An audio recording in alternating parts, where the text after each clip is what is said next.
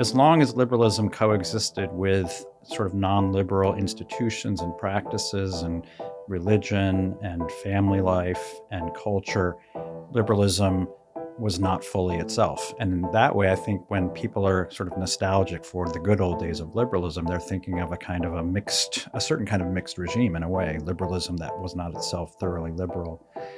But as the kind of ideological commitments and logic of liberalism unfolded and certainly accelerated in the last 30, 40, 50 years, I think we see the kind of catastrophe that it leaves in its wake.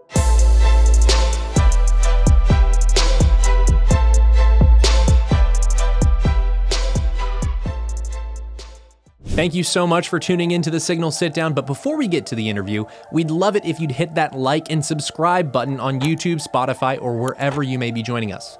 And please remember to give us a 5-star review because we love your feedback. Remember, it's your government, and together we'll expose how it really works and how to affect real change. Without further ado, here's the interview. Patrick Deneen, welcome to the Signal Sitdown. Thanks for having me. So, this might sound like an old question for you. Why did liberalism fail? It is an old question, but it's never easy to answer because we're talking about obviously a very big topic. But I guess to give something of the usual answer, and we can go from there. Liberalism failed not because it failed to live up to itself, but it failed because it succeeded. In other words, the kind of ideological underpinnings of liberalism, which advances the idea of human life lived in accordance with the choices of the sovereign will, must be thoroughly liberated, must be liberated from all bonds, arbitrary limitations, limitations of other human beings, limitations of nature, limitations of inheritance. And so as long as liberalism coexisted with sort of non-liberal institutions and practices and religion and family life and culture, liberalism was not fully itself. And in that way, I think when people are sort of nostalgic for the good old days of liberalism, they're thinking of a certain kind of mixed regime in a way, liberalism that was not itself thoroughly liberal. But as the kind of ideological commitments and logic of liberalism unfolded and certainly accelerated in the last 30, 40, 50 years, I think we see the kind of catastrophe that it leaves in its wake. And not to take any credit for these observations, this is really just worked over Alexis de Tocqueville and what Tocqueville in many ways feared from what he called democracy, but was liberal democracy. Its own internal tendencies working themselves out over time. So I think it's really just re-articulating some very, very old anticipations that have figures like Tocqueville recognized as a real danger. Mm-hmm. And of course, my first question in reference to your book that is some 8 years ago published, mm-hmm. Why Liberalism Failed, made quite a splash. People weren't thinking in terms of liberalism v. post-liberalism. It was always liberalism versus conservatism or whatever other right-wing-ism you want to put in conservatism's place. You mentioned, though, that liberalism failed because it succeeded. So there's an important distinction to make. Liberalism fails because objectively it's bad for the human person. That's the failure. But it succeeds. And there's a saying now that's hot on the right, with kind of the more online right, the tech right, the youth right, which is, a system's purpose is what it does. And that's kind of what you seemed to lay out vis-a-vis liberalism, not only in your answer, but in the more thorough work in your book that preceded Regime Change, was it actually succeeds. The system is doing what it's supposed to do. The system that you could describe us living in right now, even with the Trump administration in place, what are the characteristics of this successful liberal system What type of dangers does it pose to everyday Americans? Well, I think, conservatives who have been talking for many, many years about aspects of, you could say, the conservative way of life collapsing, almost maybe not even in spite of the fact we've had conservative electoral victories or electoral victories by political figures that self-described as conservative. Everything from Reagan 1, Reagan 2, George H.W. Bush, George W. Bush, Trump 1, and now Trump 2. There's been this kind of sense of even when one wins, one's still losing. That the things, the aspects, the ways of life that one might describe as kind of traditionalist, conservative, the way of life that that JD Vance described in his book Hillbilly Elegy, represented a kind of news to the world, news to the coasts, that life was catastrophic in the kind of heartland. That the kind of traditional ways of life were being eviscerated by a whole series of phenomena: economic globalization, the kind of raising of the manufacturing sector, the outsourcing of labor, the weakening of religious and communal ties, the devastation of family life, the lack of marriage, the lack of children, a kind of generational inherited condition of just the inability to become an adult in many ways. And this was news to a lot of people on the coast who weren't necessarily paying attention. They would fly over country and not stop in between unless they had a layover in Chicago. So even as you had these supposed political victories, we saw a kind of hollowing out of the culture. We saw a kind of coarsening of the culture, popular culture becoming increasingly pornographic. We would not permit our children to watch the Disney Channel growing up because we just immediately noticed it was just ripe with sarcasm and sort of mockery of the adults in the room. So this kind of smart aleck ethos became predominant. And so in that sense, the system, what's the phrase? The purpose of a system is what it does. Is what it does. Yeah. And the purpose of the system of liberalism is to do what it did, which was to free us, which was to liberate us from these limiting conditions. And it turns out that this does not comport with human flourishing.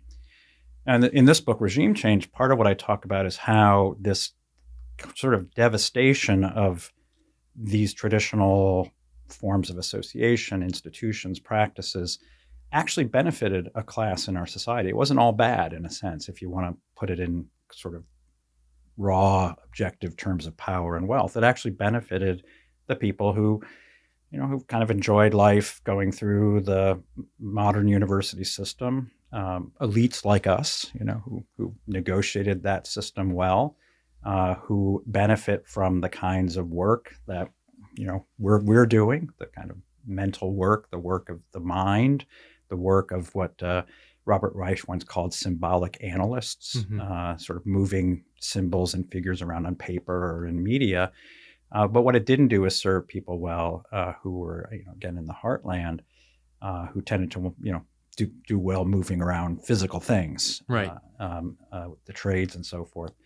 So what we really did was to create the system, created a bifurcated system, or the system that did what it did was really beneficial to a class in our society, the elites, what we describe as the elites now, who increasingly adopted a strategy of claiming to be the strongest defenders of egalitarianism, even as they built out the system in which you had radical and growing radical inequality, not just monetary. And in many ways, the monetary side of it's maybe not the most important side of it. It was the cultural side of it, which it turns out you could replace those forms of kind of cultural norms and cultural practices. You could replace that by essentially making it into a luxury good. Mm-hmm. And, people who get to hang out in the DC suburbs know this well, right? I mean, our kids grew up in Northern Virginia doing travel soccer and taking part in all kinds of, activities that we were very fortunate. I was a Georgetown professor at the time, and we could get them into those kinds of activities. But these are the kinds of activities that increasingly became out of reach of our sort of less fortunate fellow citizens who were not, did not benefit from these advantages.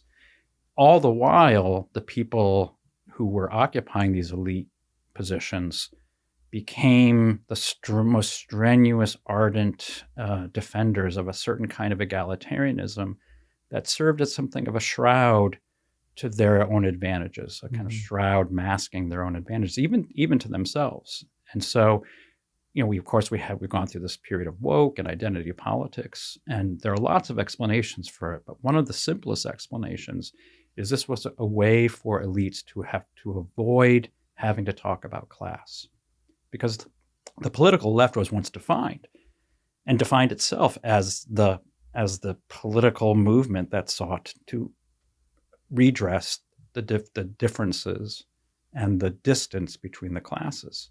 And what you'll notice in the last decade, 15 years, is the left almost completely abandoned that in the name of defending the equality through identity politics. And so it kind of became a form of sort of, you say, a self-serving class, a kind of self-defense mechanism. And interestingly enough, I mean, we've had many people talk about the K-shaped recovery since the 2008 Great Recession, where the elites end up okay, asset-owning people end up okay.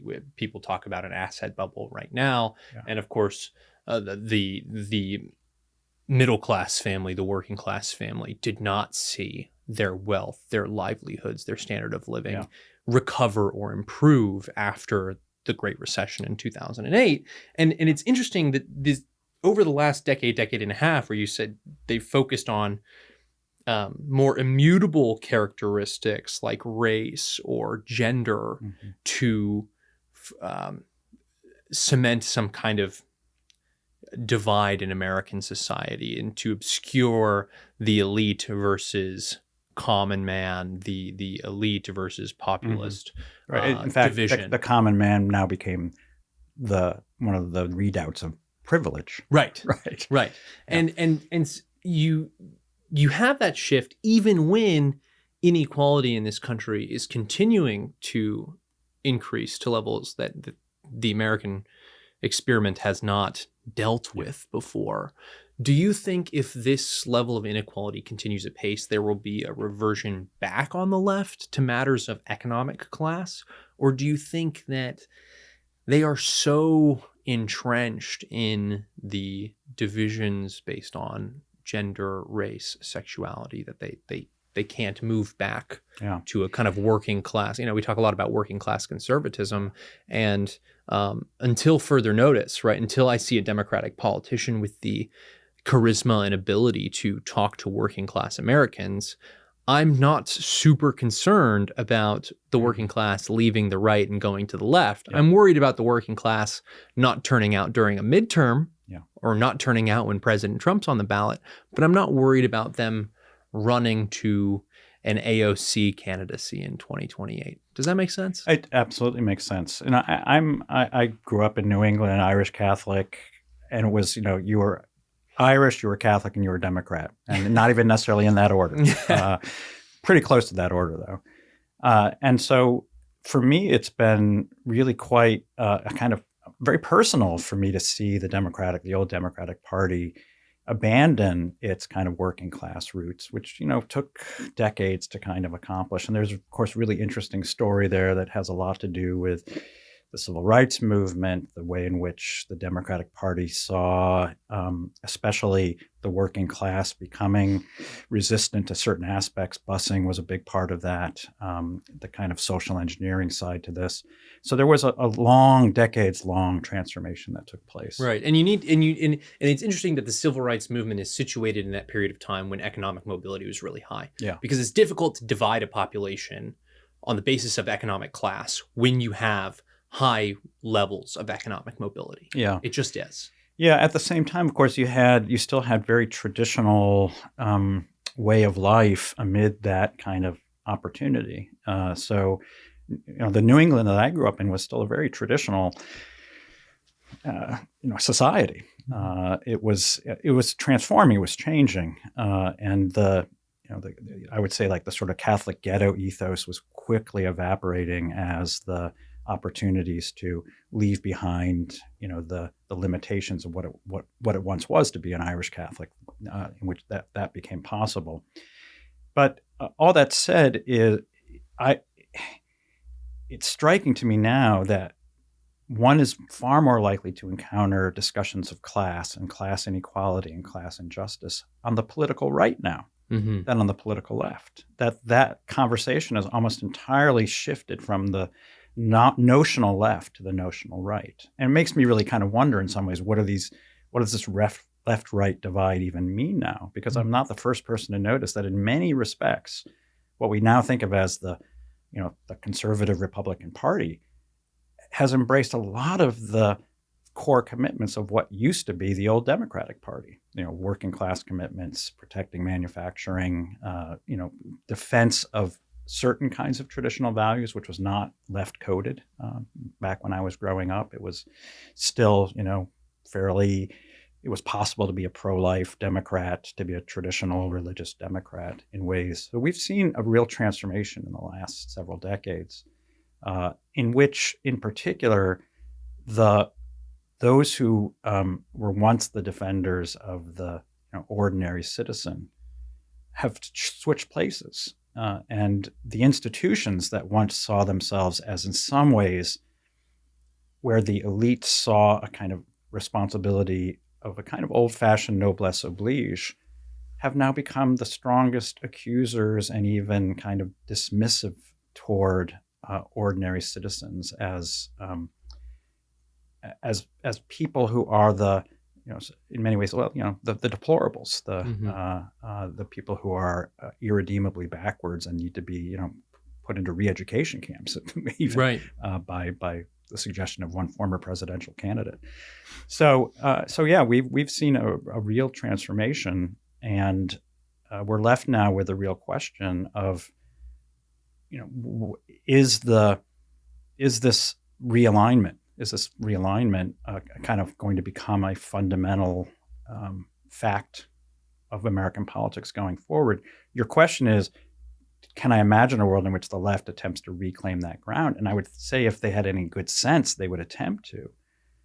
But I don't know whether, having now been educated in these institutions, been shaped by these deep, pervasive assumptions of what it is to be an enlightened, woke person, whether that's going to be a possibility for the future candidates in the Democratic Party. Right, and a perfect example of this is what's happening in New York City right now, where during that primary debate, it was Eric Adams and Cuomo arguing about who had been to Israel more and who is more sympathetic to the Jewish community in Israel and in New York City. Of course, New York City, large Jewish population, has a lot of ties back in Israel. But Zoran Mamdani, to our shock, said, I'm more interested in what's happening in New York City. I'm more interested about the crime problem. I'm more interested in the affordability problem. Every single question that he's asked, he pivots back to the affordability problem, which is a class problem at the end of the day.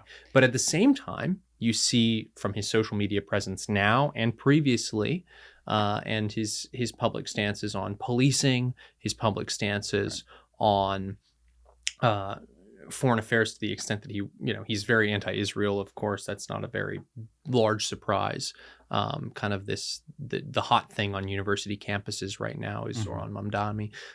Sure. And so you can see this tension where he's trying to talk about working class issues, but he's unable to fully go in because the coalition, the fragile coalition that is the Democratic Party, starts to crack up if you actually go all in on these working class issues. Yeah. Of course, I mean, maybe the most telling point is that if you look at the income distribution of the primaries, the people in the who would be the more working class part of the electorate, the Democratic Party electorate in the New York primary, they voted for Cuomo. Staten Island voted overwhelmingly for Cuomo. So oddly enough, socialism, which was supposed to be the the economic way to redress the class issues has become an upper class, again, a kind of interesting luxury good of the upper class. That certain percentile voted for Cuomo, but then slightly below that. I mean, I don't like, you could call it the working poor, right? Yeah. They were leaning towards Mamdani. And then also you had uber elites on the Upper West Side or whatever, leaning towards Mamdani. Which, I mean, that is kind of the Democratic Party now. That is the Democratic Party. And if you start, and Emily Jasinski pointed this out to me when we were talking about Mamdani on the show, is that as soon as you start to pivot away from the virtue signaling, the cultural messaging that the uber elite donor class batch of voters in New York City want you to be talking about and focus on those issues, you lose funding and you lose that voter base. But if you go too deep in on what socialites want you to say at these fundraising events in the Upper West Side, Upper East Side, then you lose that working poor vote. And it's a multiracial working poor vote. We've seen this with the Trump phenomenon as well. They're whites, they're Puerto Ricans, they're Jewish, they're all sorts of different races and ethnicities. And that's I think a problem that they won't easily escape. But previously you mentioned Hillbilly Elegy, JD Vance. You know, your book, Why Liberalism Failed, comes out. That's not a memoir, of course. It's more of a product of political theory, of drawing on to Tocqueville and all of those other insights about liberalism and democracy, particularly in the American system and in Europe. That's a work of the Academy. And then, of course, J.D. Vance's book, a memoir. And it's interesting to see that book come out around the same time, both of your books trying to, were credited with explaining the Trump phenomenon in some capacity. And the critiques of your book and also JD's memoir are similar in another way as well, where the the two critiques of JD's book were, by some, this is too libertarian. You're saying that they have to have personal responsibility and pull themselves up by their bootstraps, even when you lay out in your memoir all these various political realities or policy decisions from Washington, D.C. that hollowed out the heartland, right? There has to be a political solution. And then the other critique was that, you know, J.D. Vance is calling for state intervention into everything to solve the problems of the American heartland, right? Both of those things cannot be true at once. And as is often the case with very complex political problems, the answer is in the middle. There are certain elements of society in America's heartland that needs to be reinvigorated and to retake responsibility, take up the mantle of their own lives and their own decision making. And also there needs to be policies that need to be adjusted, changed, rectified for them to have a chance at success in the long term. Similarly with your book, you were accused of wanting the state to do everything, and that in your solutions chapter towards the end of the book, you're caught in this normative trap of liberalism, that you're still fairly open to freedom of speech, freedom of religion, you know, these types of freedoms that we would call liberal, but at the same time, you're saying these look differently in a properly ordered and more traditional society. So I'm sure there's a question that follows this question. Can I actually I actually want to address, I think I hadn't thought of juxtaposing the response to these two books before, but there's another element that strikes me, which is that both of the books, obviously probably very different audiences. JD's book sold a huge number, but they were not. Neither book was coded conservative out of the gate. They had a readership. Both books had readerships that spanned the left-right divide, and which people said they really appreciated. Just learning from those two respective books aspects of American political life, American cultural life that they just simply hadn't thought of before, that they hadn't really reflected on before. It's been often mentioned that the Why Liberalism Failed book was read and recommended by Barack Obama in the summer after it came out, which was a surprise to me, that it made his recommended summer reading list. But it didn't surprise me because out of the gate, the book, like JD's book, appealed across the political spectrum because people, I think at that moment in 2016, there was a kind of openness to saying, well, what's happening? How do we understand this? And it wasn't all being framed or understood in starkly partisan terms.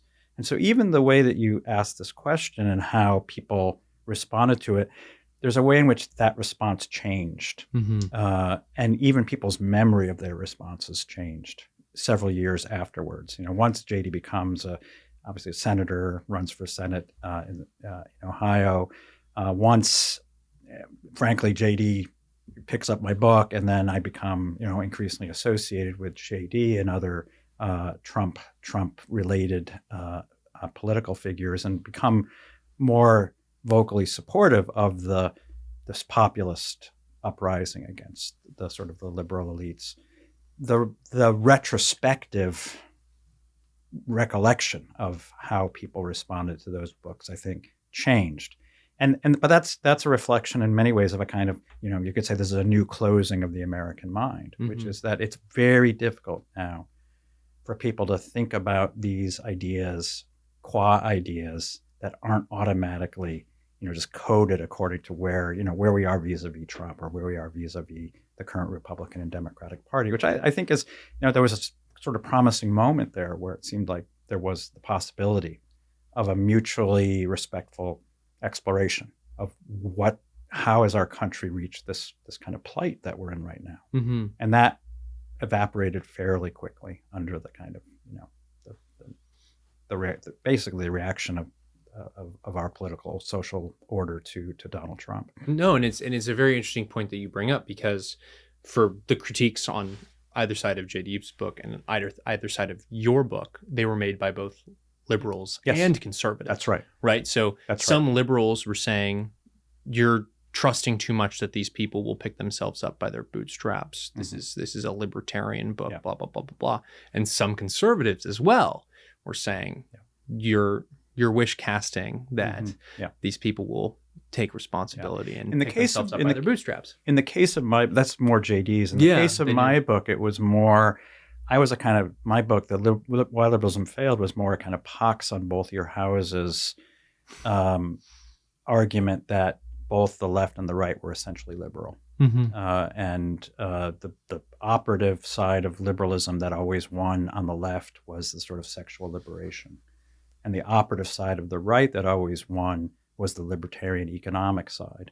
So each of the political parties had a non-liberal or a less liberal dimension. In the case of the Democratic Party, it's kind of what it once was its working class interest in economic justice and fairness. And on the right, its concern with family values and the kind of cultivation of communal norms and so forth. But that side almost never won. In fact, that side consistently lost, in part, and the argument of the book was because of the other side, the liberal side that was winning, was actually undermining the kind of, so in the case of Republicans, the free market ethos, I recognize I'm here in the Heritage Foundation building, but the free market ethos was at least in significant part one of the factors that undermined the kind of communal life that JD was describing the effects of in Ohio. So the left and the right loved half of the book, and they hated half of the book. It was just a different half. Right. They loved and hated. Right. Well, and the question that I was getting to is, we see this on display a lot in political conversations now. There's not only clashes of ideas, but clashes of style, right? If you run into someone who's much more politically theory-oriented versus someone who's much more news or culture-oriented, those people, if they're put into debate, are not only going to clash over different ideas, but they're going to clash over styles. And I don't think it's a mistake that these books have similarly juxtaposed critiques. One comes from personal experience, memoir. JD Vance, when he was writing this book, had graduated from law school and was working in the tech industry. And you, a work of political theory in the academy. I don't think it's a mistake. The connection between, I guess, technology and the academy in you know, two different canaries in the coal mine that invite a whole bunch of conversation and or criticism for pointing this out. I mean, it makes sense to me in a pre-rational way that the academy and tech would be, two people from those worlds would be pushing this conversation into the political mainstream when it wasn't there previously. Yeah. Well, I first met JD before he held political office. This was around that time when he's working. I don't know if he was still in the tech world at that point, but he was considering entering the Catholic Church, and he'd read my book, and he was very interested in the argument of the book and the way that the points of contact between arguments of the book and Catholic social teaching, and that's what he wanted to sit down and talk with me about. So we first really got to know each other, talking about the sort of high-level philosophical and even theological aspects of the book. But I think we also found that we had, if not really similar biographies, I wouldn't compare my own upbringing, which was very, very different, very stable family, very kind of idyllic New England town. But the sense of loss that we both feel, I certainly feel when I go back to my hometown, just to see the way of life has been eviscerated by, big box stores and the devastation of the insurance industry in Hartford, Connecticut, and just the sense of how, powers far outside of where we grew up ended up really destroying the places where we grew up. And so I think there's a point of contact between the high theory and the sort of the low to the ground experience, biographical experience, that in this case brought those two books and then those two authors together in conversation. And that's a conversation that JD and I had for a number of years as he then became senator and then now as vice president. Now, tell us about that initial conversation and those touch points that he was interested in that you point to with Why Liberalism Failed and Catholic social teaching. What are the relationship between those two things? I would be lying if I said I can remember every specific of our first several conversations. This was quite a few years ago. He didn't have a beard. He had a very baby face. I look back in those pictures we took together. He was a pretty well-known author at that point, so I was flattered that he wanted to speak with me. But as I recall those conversations, he was just very interested in the way in which the broadly critique of liberalism on both the left and the right drew on this longer tradition of Catholic social teaching that teaches us, going all the way back to Aristotle, teaches us that we're social and political animals, and that we understand ourselves not fundamentally as creatures described in Hobbes or Locke as creatures in the state of nature. That in our natural condition, if we could imagine ourselves in a natural condition, it would be these radically individuated, autonomous selves, these, again, sovereign, choosing individuals. But rather, when we think of ourselves, we rightly think of ourselves as part of a fabric of human beings, beginning, of course, most obviously with the family, but emanating outwards to all of not only the people in our communities, in our churches, in our synagogues, in our wider communities, our universities, our schools, but also as parts of long inheritances, right? This is the Burkean, right? The social contract that includes the dead, the living, and the not yet born. And that to think of our lives as anything but a kind of a thread in a very large, much larger fabric is to misconceive of who we are. And I think that just to recognize the way that the kind of contemporary formation of the left and the right both were based on a flawed understanding of human nature, as the human being ideally is radically individuated self, either on the left as this sovereign chooser of our identities, ultimately like with trans being maybe the furthest most example of that, and our sexual identities requiring the maximal individual freedom possible. And of course, the right imagining us as these sovereign economic actors that ideally operate in this frictionless marketplace that, again, this used to be Heritage's view, that a frictionless marketplace in which any choice we made was unobstructed by any other sort of influence, governmental and otherwise. those conversations were at the heart of what JD wanted to talk about. And I think it helps us to understand why he, maybe more than any other figure, has, I think, articulated what the new right, how the new right understands public policy, the way in which our economic thinking and our social thinking draw on that deeper tradition of thinking of ourselves as enmeshed in, kind of duties and responsibilities that extend outside of ourselves. And so the common good becomes, the way in which we evaluate these kinds of decisions, not as aggregates of individual choices, but how our choices themselves, right, are both contributing to and drawing from a well that's larger than ourselves. Mm-hmm. You mentioned the Burkean quote. I think, as someone who's spent most of his career working with and operating with paleocons, I mean, my favorite encapsulation is a Chesterton quote, which is "Tradition is the democracy of the dead." Democracy of the dead. I love that line. It's such a great line, and yes. it brings tradition into something that is not separate from politics. Mm-hmm. And I think too often we, culture is downstream from politics, or however, people are quick to liken culture to politics, but they are quick to think of tradition as something farther away, both temporally and spiritually, from politics itself. And that really brings it back into the conversation in a powerful way.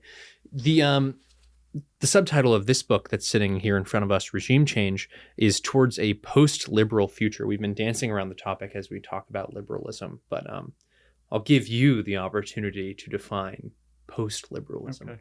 What is it? Because this is funny. I was talking to my wife yesterday about this. My former student. Yes, your former student. How I know you. Whose name is prominently at the beginning of this book, who assisted me in the completion of the book. Yes, and we were talking about this yesterday, and it was actually a point that Robert Reich, who you mentioned earlier, when I was a student of his at UC Berkeley, brought up to me. I didn't know this. Yes, not a close pupil, but I took his class and got to know him a little bit. And frankly, I think he has some ludicrous takes, but I will never forget when he would send me emails when members of the Berkeley College Republicans or members of conservative groups on campus would be assaulted or attacked or have their speech suppressed. He'd always send me an email kindly saying that he sympathizes, empathizes, and is supporting of me. So he brought up to me, he had this class on globalization. He says it's hard to have even a conversation about globalization now because it was a term that meant so much so early on and then was so overused that it doesn't mean anything anymore. And you can say that same thing about neoconservatism and about post-liberalism because everybody has a take on post-liberalism. Little did I know or anticipate, now this term is everywhere. It's become one of the touch points of either what it is we fear or what it is we want, but it's become very much part of the political parlance of our day. I guess I would just begin by saying that it's sort of, if my thesis is correct that liberalism has failed, we are already in a post-liberal future. I mean, and I think that's a matter of fact rather than it is political theory. I think that's true. I think we are in a post-liberal future in the sense that certainly if we look at the Republican Party, again, Heritage being a good case in point, we are no longer in a world of the neoliberal belief that the free market will solve all problems, and that the aim and ambition of all of our politics is simply to eliminate government and to free us into this libertarian paradise. The Democratic Party is still struggling with its own libertarian, I think its orthodoxies. But as we've already noted, there is this sort of socialist wing of the Democratic Party that's gaining steam and gaining strength. It's also the case that I think even in the last few years, the woke experience with wokeness has shown us that even so-called liberals are no longer liberal.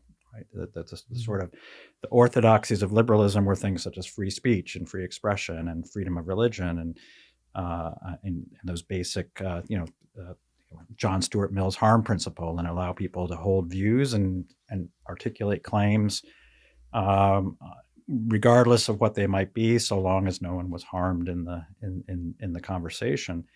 And the left, the progressive left, has ceased, as many have noted, has become an illiberal liberalism or an illiberal left. So factually, we're post-liberal. We've passed, the whatever. If 1989 was the high water mark, or 2001 was the high water mark, whenever you think the end of history ended, we are past that now, and I think we're past that. I can't make predictions necessarily about the future. It's really hard to predict the future. But I think we're past the high water mark of liberal ideology and practice. So this is interesting, an interesting distinction that you're making, where you're making a distinction between post-liberalism, Yes, as in post-liberalism versus Yep. a post-liberal era Right. or time period, much like modernity versus modernism. Yeah. So I think in one sense you could say we are in a post-liberal era simply because the high water mark of liberalism has been passed, and now in that reflecting earlier, and I'm sorry to interrupt you again, but reflecting earlier on that conversation, that high watermark of liberalism being liberal impulses controlled or channeled or mediated by traditional institutions that actually made the system work, where it was a more successful version of it. I would say that what we're past is once all of those pre-liberal inheritances had been purified, the system does AKA what it destroyed. Does. Yes. Yeah. Then the clear sort of inhumanity of living in that condition, and the sort of unbearableness of that for especially our ordinary common man who simply was not thriving under conditions of globalization and borderlessness and sexual anarchy and communal devastation and family breakdown. That, politically, that meant it was over. Okay, so a post-liberal era in terms of liberalism has won. It won and it lost, Mm-hmm. right? Because I think 2016, of course, was the critical year because Donald Trump ran against left liberalism. Sorry, he ran against right liberalism first. Defeating Jeb Bush and the old Marco Rubio and basically the whole gang that thought it was going to sort of run the show forever on the Republican side. And then he defeated left liberalism in the form of Hillary Clinton and then later on with Kamala. So post-liberalism then is what do we do now that we are living in the wreckage of the kind of the high water mark of liberalism? And I would say that there are now contending post-liberalisms. Mm-hmm. So which is why I brought up the globalism point, Yes. because there's so many different strains of globalism. Yeah. And so there's a lot of different strains of post-liberalism. So I would put three on the table. There's the one that I just mentioned. It's the attempt to reconstitute wokeness as the kind of currency of the left's form of post-liberalism, to say that we no longer need to hold to the old commitments and orthodoxies of the liberal tradition, because the purpose of our vision of what the ideal human life is one in which any obstacle to self-making has been overcome. And therefore, there are lots of things you're not permitted to say. There are lots of things you're not permitted to believe. Right? And this is the kind of censorship regime, the cancellation regime, all of the things that we've seen in the last number of years. And if we look, for example, just what this morning or 2 days ago or yesterday, England is arresting people for making unacceptable jokes. And so post-liberalism, in that sense, in the sort of leftist progressive sense, is alive and well in parts of the world. And I think Europe is going to have to go through this post-liberal moment in lots of ways.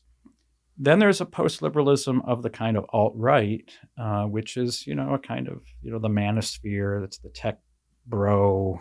It's the libertarian post-liberalism side, which it's, maybe the best instantiation or version of a way to summarize that would be someone like Curtis Yarvin, who sees the need. Basically, we need to eliminate democracy. We need to have a kind of a CEO to run America. Essentially, a kind of, we will gain liberty through tyranny. or through a kind of despotism, that a good despot will give us thoroughgoing liberty. So it's an odd thing to say we need authoritarianism to ensure liberty because ordinary people don't want to be free. So two very different, complete rejections of a mixed regime. Yeah, exactly. And then I would say the alternative that I would propose would be a very distinct form of post-liberalism, which would be to reject the libertarianism of the left and the libertarianism of the right. And so I really think that the coming years are going to be a contestation of these three kinds of post-liberalisms. And stay tuned. Mm-hmm. I want to ask you something about the post-liberalism of the left. One thing that you pointed out to me in a conversation we had earlier was the origins of critical theory. Critical theory obviously playing a big role, not only in your local school, but also in animating or providing the philosophical foundation for the politics of woke that we see played out every day in the Democratic Party. It wasn't super fringe left-wing scholars that the creators of critical theory were citing. It was classical liberals. Yeah. So obviously critical theory has been along for decades and now has finally taken the helm of the Democratic Party. But at what point, because they're drawing on this classical inheritance, which I want you to speak to, at what point does that become post-liberal? Yeah. Right? Isn't wokeism just a continuation of liberalism succeeding? Yeah. No, so it's these are maybe a little bit semantic, but you could say that liberalism built into liberalism is its own post-liberal sort of outcome. And that's particularly visible on the left today, the progressive left today. So what you're referring to is the critical theorist whom a lot of conservatives have been turning to in order to understand the origins of wokeness and identity politics is Herbert Marcuse. Right? He was the sort of the heir of a certain German tradition, Marxist tradition, in particular the Frankfurt School. So Mark Levin calls the Franklin School. The Franklin School, that's right. Now, the Frankfurt School was an effort to revise Marxism, which they recognized just particularly orthodox economic Marxism wasn't working out. The revolution wasn't working out. Soviet Union was not the vision of some sort of earthly utopia. And in fact, the working classes weren't all that revolutionary. The case in point being the New York primary that we just talked about, that the sort of, the proletariat were not necessarily the most revolutionary element of the society. Right. And Andrew Cuomo killed your grandmother, but you still vote for him in the primary. Amazing. So this was an effort to revise Marxist thought that began to jettison a lot of the economic presuppositions of Marxism and kept what we now describe, or what many on the right describe as cultural Marxism. So how does one ensure a kind of revolutionary society if it's not going to be affected through this kind of bottom-up revolutionary overturning of the economic order and the bringing in of a kind of communistic paradise?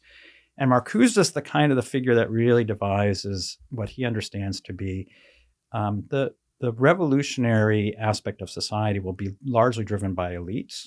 It will be driven by university faculty and elites in cultural institutions. And it will be particularly directed against the conservative impulses of ordinary people. Right? Marcuse concludes that the ordinary people, far from being revolutionary, actually are quite conservative. They kind of want to live these orderly, traditional ways of life, and they resist the revolutionary impulse. And so the revolution will have to come from above. It will take place in the universities. And what's needed to effect that revolution is to silence conservative voices, is to be aggressively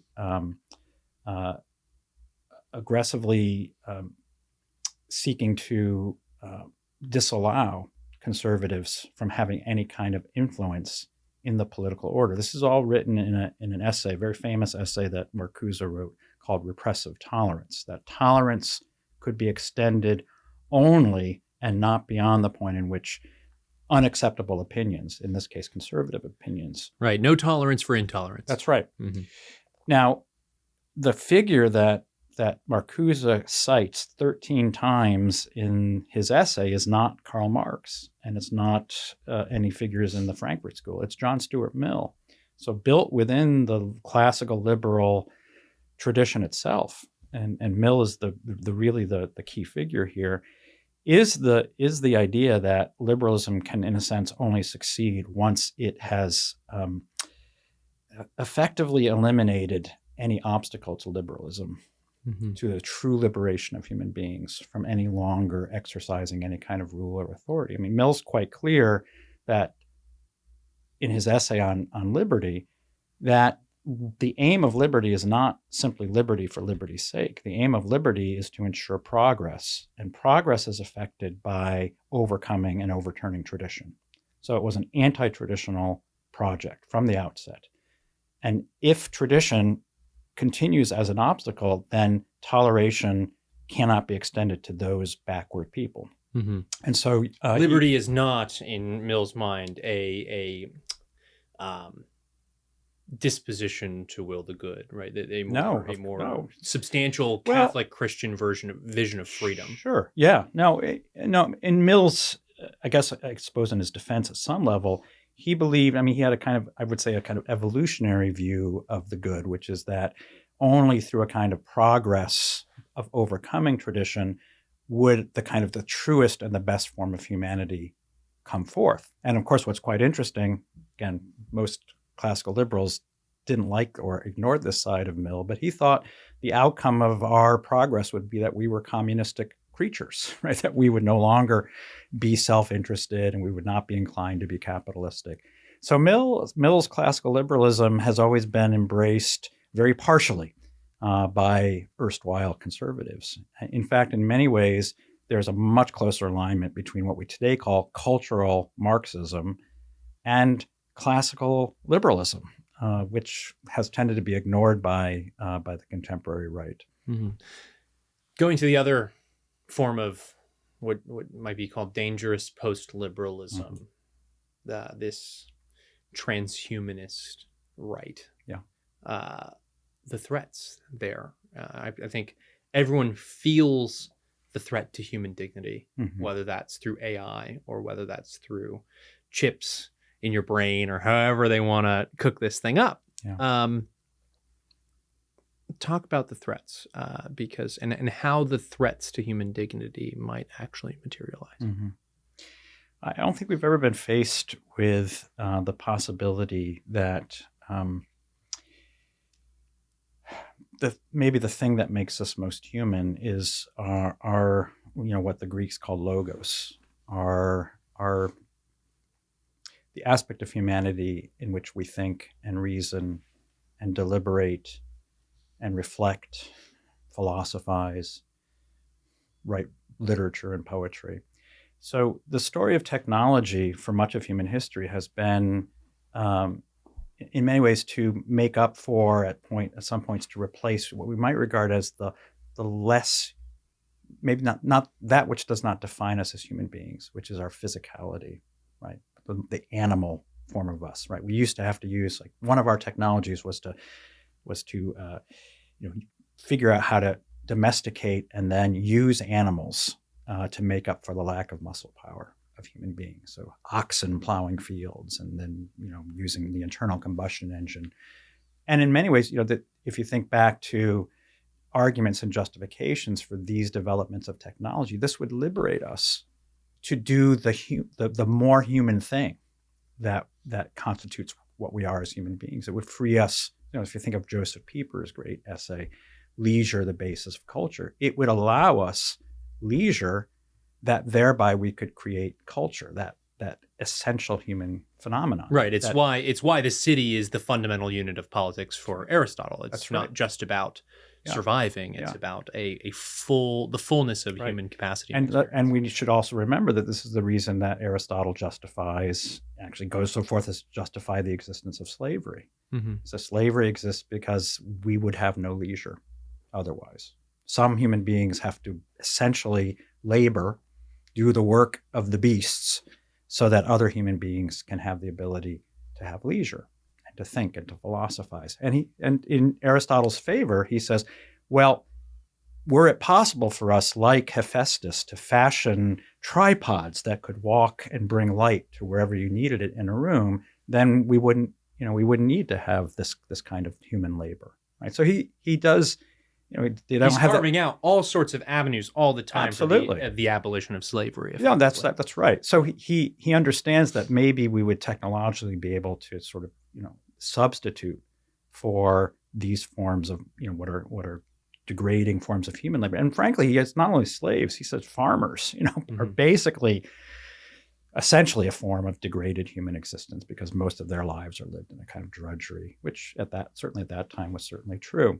So all of these forms of technological development have been, you could say, in one way or another, oriented us with the aim of making us more human if we define humanity as that which is especially related to that quality of thinking, of intelligence, of logos. Now, I personally and many conservatives over the years have been critical of this undertaking as already undermining or dismissing an aspect of our humanity that is actually central to who we are. It's a Gnostic dream to say that we're just minds and not bodies. That's actually the literal definition of what Gnosticism is. And so I've always been very fond of and commended the work of Wendell Berry, the work of Matthew Crawford has written on this eloquently in his book, Shop Classes, Soulcraft.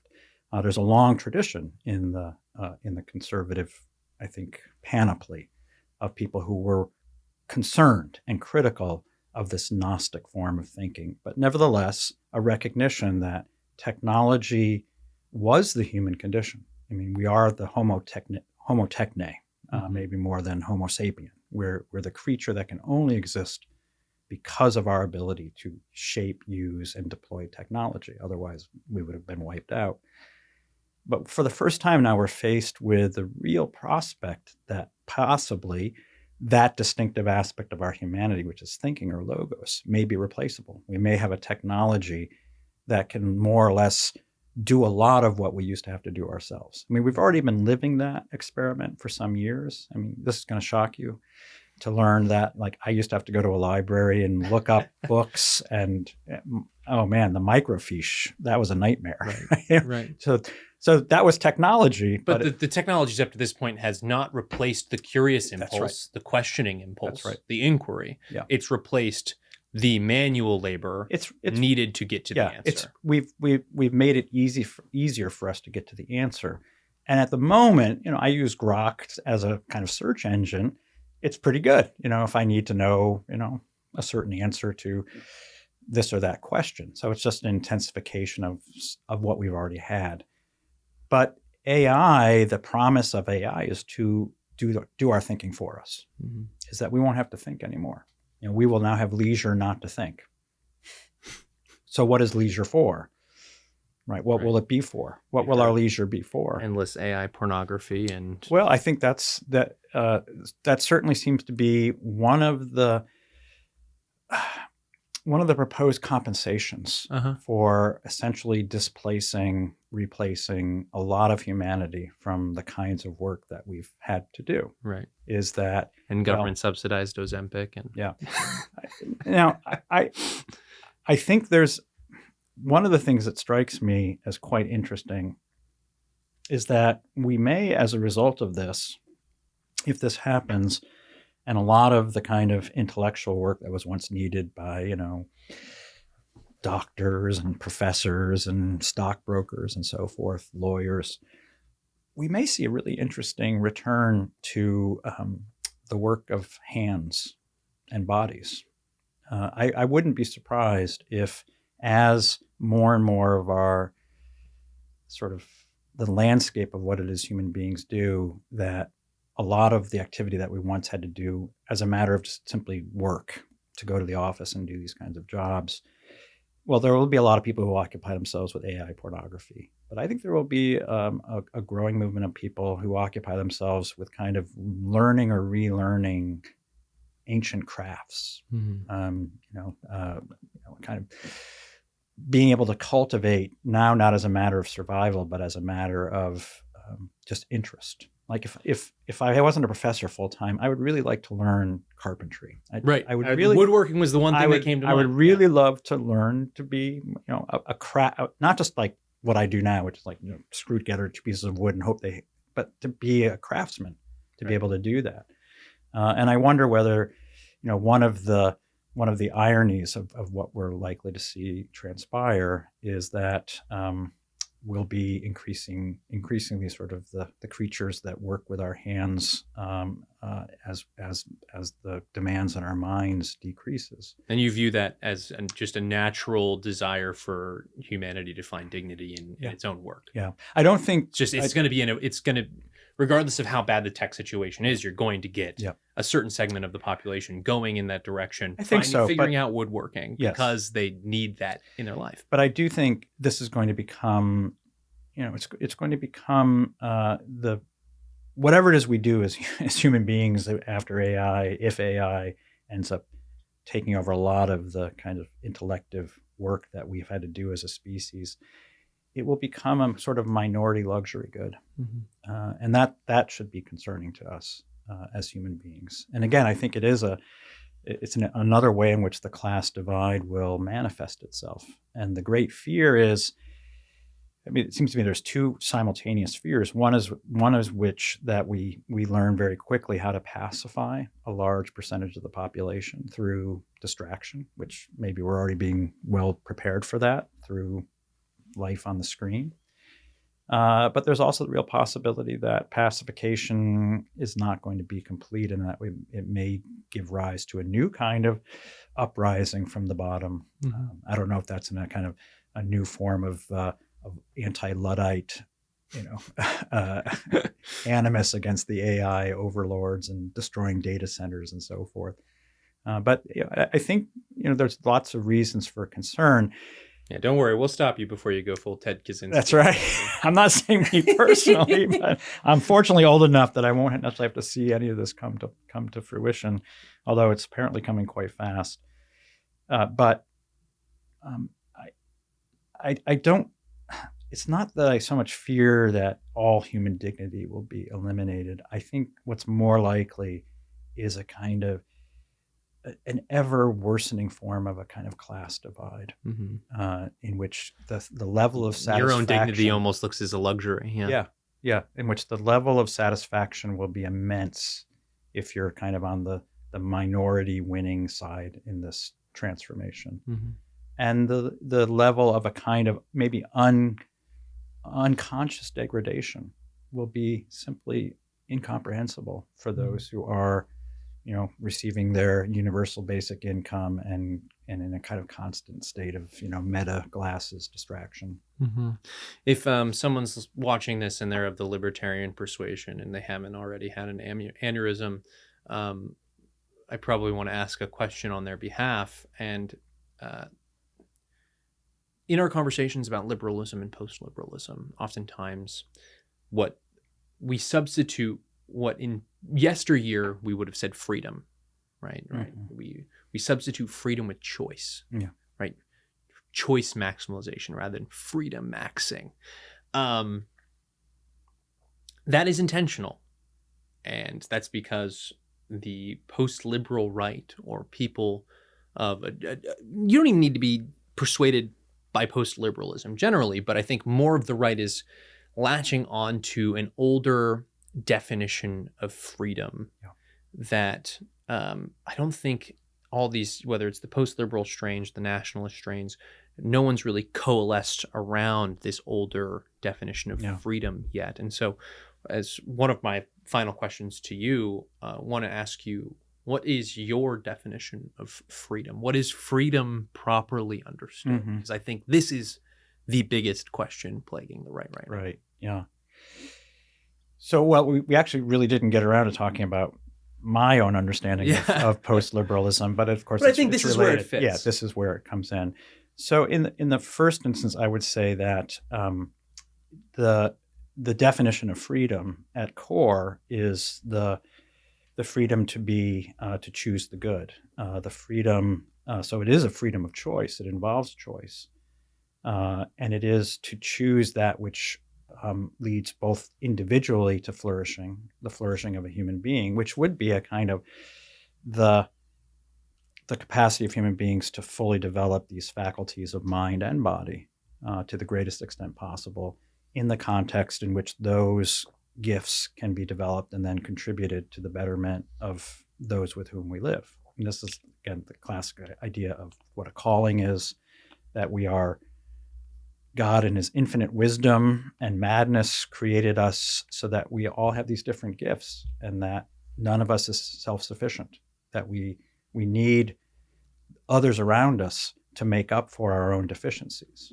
This is how Plato's Republic begins, which is the question, would the best political order be one in which everyone does every job possible and therefore can be self-sufficient? Or is the best political social order one in which each person focuses on one job, their work, and does so in the context in which others are doing their job?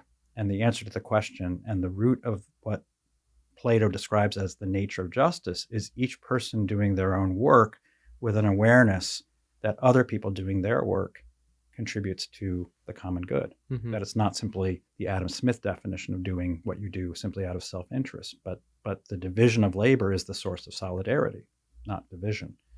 So that understanding of freedom as the development of our capacities and then understanding how those capacities and abilities contribute to the good of the whole means that freedom is not simply doing whatever it is we want. It is being a part of a social and political order in which we are contributors, hopefully, and in which we are self-governing individually and self-governing politically as a political order. This means that to learn this form of freedom it's not a default mode. It's not like just take humans and default them to the state of nature. It's a learned condition. And of course, this is the classical understanding and why you have to have an education in the liberal arts. The liberal arts is the learning of what it is to be free. You're not automatically free. You're not born free. You have to learn how to be free. It's a kind of form of discipline. You literally, right, when you go to college, you learn disciplines. Right. As that's the African word. priest says, the discipline to will the good. Yes, discipline to will the good is good priest. So, but it turns out that this discipline is not easy, and it needs a lot of sort of institutional forms and practices, or to use the Aristotelian or Thomistic term, it needs habituation. It's not something that you're just going to get willy-nilly by luck or even by self-will. Yeah, and this is why I struggle. Like, I don't object to the definition of freedom that you've laid out, but as a matter of fact, I think I agree with it. The problem that I have with what is freedom, and then the first sentence is the freedom is the freedom to choose the good. Well, we've just used the word freedom in the definition of freedom, and so then okay. As you further explain and flesh out what freedom is, it starts to look synonymous, not even synonymous, more than that. It seems as if freedom and virtue are the same thing, that there is no clear distinction, because virtue has to be habituated, freedom has to be habituated, freedom chosen. And here I want to be clear, because I think there was a particularly pernicious understanding of the relationship of freedom and virtue that was advanced by Frank Meyer, the architect of fusionism. And his argument was that you can only be genuinely virtuous if you actually freely choose it. If you as an individual have freely chosen that virtue. Can I just pinch one thing right here? Yeah. Our last episode was with Dan Flynn, who just wrote a full biography of it. And I asked this question to him, of what Bozell says in National Review about no-fault divorce in America versus punishment and penalties for divorce in Spain. So is the American man better for staying with his wife and resenting her, or the Spanish man who is under penalty of law if he left his wife, right? Aren't those two people both choosing the good thing by staying with their spouses? I'm not going to necessarily answer that specific question, but to come back to Meyer, the argument is that you can only be, in a sense, genuinely virtue if that virtue is chosen in the conditions that are akin to the state of nature, right? In which we have achieved So you need a thoroughly liberal society where we began, of complete freedom, freedom of complete choice. And then the individuals who choose virtue have done so legitimately. And everyone else, too bad for you. Now, if you raised your children on this view, you would be an absolutely, abominable parent. And if you formed a society on this basis, you would have an absolutely abominable society, because what you would be saying is that we are essentially those individuals who, through some kind of unique capacity, are able to choose virtue in conditions of complete, total libertarian freedom, and everyone else who, for whatever reason, can't achieve the conditions of virtue. That's just character flaw. That's a horrible way to think about how we organize a human society. Rather, to appeal back to the classical understanding, one seeks to form, shape, through law, through culture, through social forms, to, in a sense, put a thumb on the scale for virtue, to, as you would do with your children, right? My wife would always say, don't tell our son what to do, but make sure they are making the right choice, orient them toward the right choice. So this is a kind of paternalism, of course, and that's the libertarian critique of forms of virtue ethics and so forth. But every human being, in some ways, is going to be shaped and formed by their political order, inescapably. And so ought we not have a political order that seeks to shape and form people toward the good? And this is where I would say is the distinctive aspect of the post-liberalism that I would advance is, how does one strengthen the kinds of institutions and the kinds of practices that are necessary to this orientation toward virtue and toward the good in a post-liberal age in which those have been significantly weakened, if not destroyed? So it's really, I think it's post-liberal in the sense of saying liberalism has done its work. Post-liberalism can't simply make the old argument that if we liberate people from the state or from political authority, all good things will arise. Families will flourish and communities will flourish and civil society will flourish. This was kind of the argument of the right for many, many years. I think it's the time, if we look at the clock and see what time it is, these institutions are going to need the help of the political order. They're going to need the assistance of law. They're going to need the assistance of policy. I know Heritage, I heard Kevin Roberts at the NatCon opening plenary session, in which the Heritage Foundation is going to be orienting a lot of its efforts towards strengthening the American family. I think this is absolutely in line with what I would describe as a post-liberal understanding. We are not indifferent, and the law is not indifferent to the question of whether or not you marry and you have children and you stay married. And here Bozell was right. It can't be indifferent to that question. Right. It has to, in some ways, say there's a better and a worse. And we're going to instantiate this in law. We're going to instantiate this in what's praised and what's not praised. And this is a post-liberal order is one in which we understand that liberalism has done this work of destruction that can only be corrected in and through, among other things, the political order itself, strengthening the institutions of civil society, even the institutions that we think of as private, such as the family. Reflecting on your vision of post-liberalism, I remember the book launch for this book in Washington, D.C., where I attended it. And it was you and then Senator JD Vance and Kevin Roberts was there. And I believe Sohrab was there. Was he the... No. We had someone... You had someone from the New York... Christine Emba. Yes. A whole bunch of the who's who was there celebrating amazing. The book. We had a good time. For sure. But one of the things that has stuck with me is an exchange that you had with Dr. Roberts, where Dr. Roberts said that he wanted to waterboard the administrative state, and you kind of were taken aback. And he said, I don't know if I'm comfortable with waterboarding anything. But I think what Kevin was was driving at then, and the question for you now is, I dare say I think that Kevin Roberts has come around more to my position than I have come around to his position. So, well, we're gonna have to bring you both in and that would be great. It out again. Yeah. But I think what Kevin is driving at, and what you and post-liberals like you in cut from the same cloth are accused of, is wanting the nanny state. You know, the paternalism that you mentioned in your last response. The ideal size of the state in a correctly oriented post-liberal future, is it bigger or smaller than the state now? I think this is, I mean, I just don't think this is the right question. The right question is the particular level of government doing that which is appropriate to that level of government? And then does it have the resources and the personnel and the kind of ability to perform that?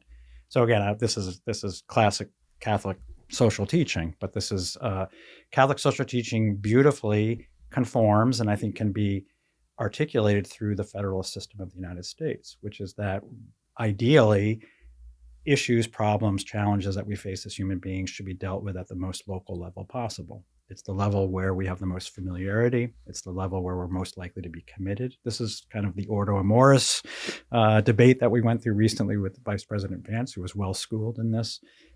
That we are more likely to care deeply about the things that are closest to us. And when we care about them, we're likely to act on behalf of them, not just sort of wait for somebody else to do it. But local levels can't deal with every problem that they're faced with. And so then you move up to the next level, which in our case would be maybe the region or the state, and then you where the state can't deal with certain issues, it would move up to the next level.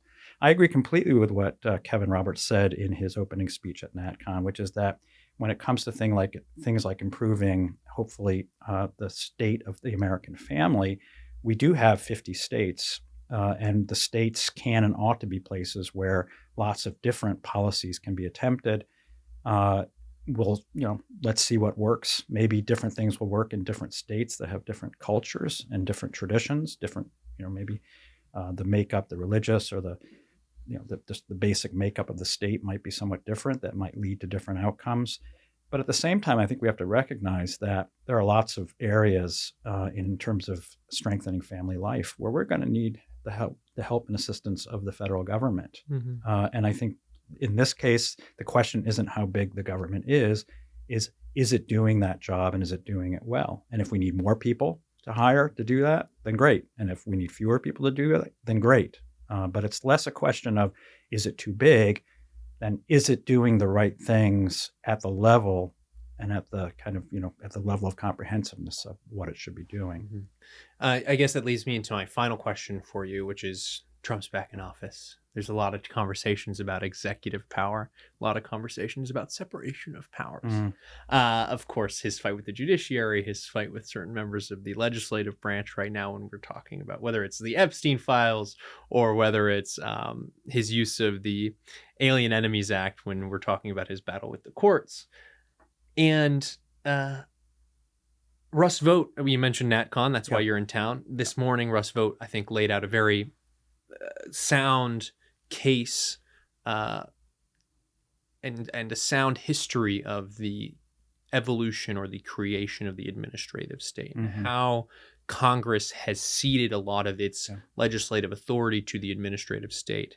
And in return, how Congress has held on to its power by increasing its power over the purse strings by asserting more of its power, where this is where we get into rescissions and impoundment, etc., where in the past, for 200 years, from George Washington to Richard Nixon, the spending levels set by the government in appropriations was a ceiling. Okay? You can spend up to this much on insert program here. You can spend up to this much on purchasing new B-2 bombers. Well, after the Impoundment Control Act, that became a floor. So in the past, the president could decide to not spend certain funds and return that to spending down the debt, or return that public fist back to the public. Now we're in all sorts of interesting territory with respect to executive power. In a post-liberal future, is this power returned to Congress? Does the legislative branch in line with a kind of populist resurgence, retake its responsibilities and engage them? Or is it something that is going to have to be left to the executive in a lot of ways, as in the American regime, the only officer of the federal government elected by the entire people? Yes, through the Electoral College, but still a more Jacksonian view of the executive, a more energetic executive, as Hamilton might say. Right.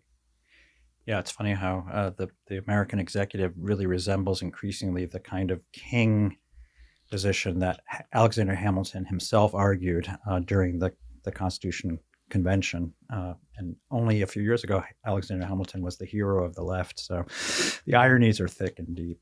In the first instance, one of the reasons I say that Kevin Roberts has come around more to my side of things is that I don't think he really wants to waterboard the administrative state anymore. I mean, he said so much in his speech laying out Heritage's commitment to assisting, seeking out policy, exploring ways that every level of the public order, the governmental order, might be able to support formation and sustenance of family life. That without strengthening a family in this nation will literally cease to exist, but effectively cease to exist as a working political order. Without strong families, no amount of money that we spend on the defense budget is going to matter at the end of the day. So, and in order to do that, in order to affect that policy, you're going to need elements of the administrative state to affect that policy. Now, it would be great also to have Congress voting on pieces of legislation. But the reality is that in the 21st century, as we move forward in this century, America is a very different country than it was in the 1780s or in the 1880s. It is a more of a national entity than it was in those days. Much more, our economy is national, even global.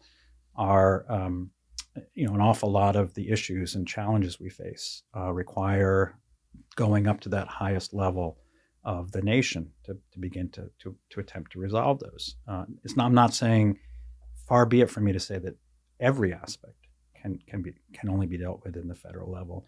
But I think for too long, conservatives simply thought if we can get rid of the administrative state, all will be well. And I think the real change that's happened in the last several years, and Donald Trump really deserves a lot of credit for this, is to abandon this shibboleth of thinking that all would be well if we get rid of government, and really asking the question, how do we deploy the obvious need and resources of the federal government to do well the things it needs to do, not simply to eliminate it where you need to, but to orient it to doing well the things that it can do well, particularly toward conservative ends.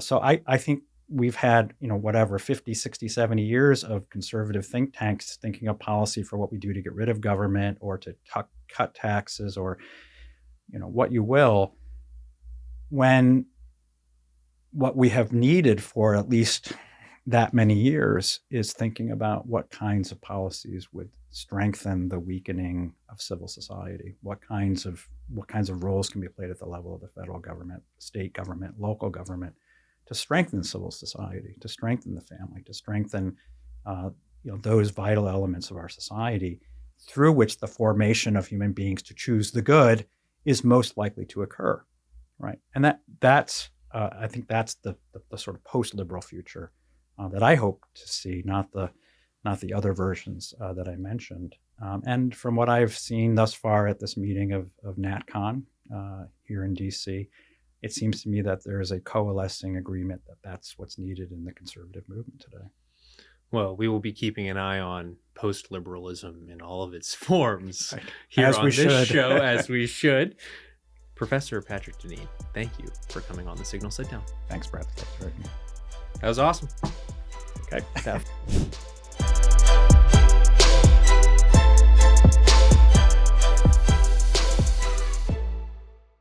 Thank you so much for tuning into the Signal Sitdown. Before you go, be sure to hit like and subscribe on YouTube, Spotify, or wherever you may be joining us. And please remember to give us a 5-star review. We not only love your feedback, but it really does help the show. Remember, it's your government, and together we'll expose how it really works. See you next time.